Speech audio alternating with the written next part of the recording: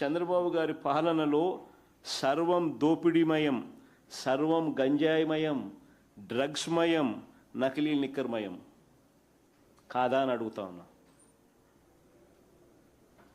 అదే మా హయాంలో నిజంగా ఉక్కుపాదం ఎలా మోపినామని చెప్పడానికి నిదర్శనాలు. ప్రత్యేకంగా ఎస్సీబీని పెట్టినాం, స్పెషల్ ఎన్ఫోర్స్మెంట్ బ్యూరో, ప్రత్యేకంగా గంజాయి డ్రగ్స్పై ఉక్కుపాదం మోపాం. ఆ ఫోటోలు కూడా చూపించాము. 11,550 ఎకరాలలో గంజాయి పంటను ధ్వంసం చేసినాం.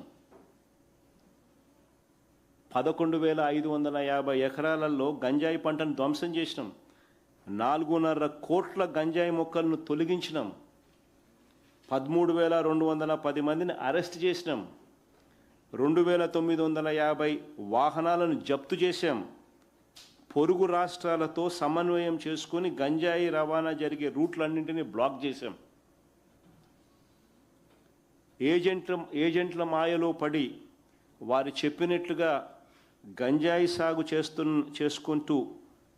చేస్తూ జీవితాలను నాశనం చేసుకుంటా ఉన్న ట్రైబల్స్కు అదే పనిగా గుర్తించి ఆపరేషన్ పరివర్తన్, ఆపరేషన్ నవోదయం కార్యక్రమాలు అమలు చేశాం. 144 కోట్లు ఖర్చు చేసి ఆల్టర్నేట్ పంటల సాగు చేసేలా ప్రోత్సహించాం.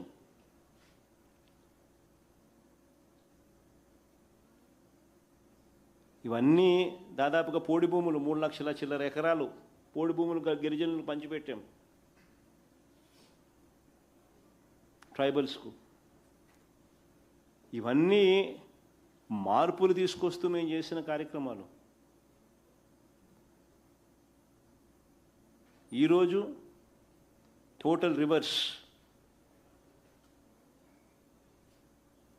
పోలీసుల చేతనే వ్యాపారంలోకి భాగస్వాములను చేసి మాఫియా సామ్రాజ్యం, అధికార పక్ష నాయకులు, పోలీసులు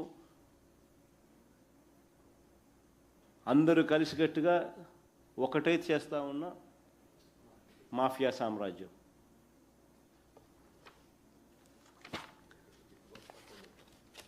ఈ రాష్ట్రంలో ఏ పంటకు గిట్టుబాటు ధర రైతులకు రావడం లేదు, కానీ ఒకే ఒక పంట గిట్టుబాటు ధర వస్తుంది.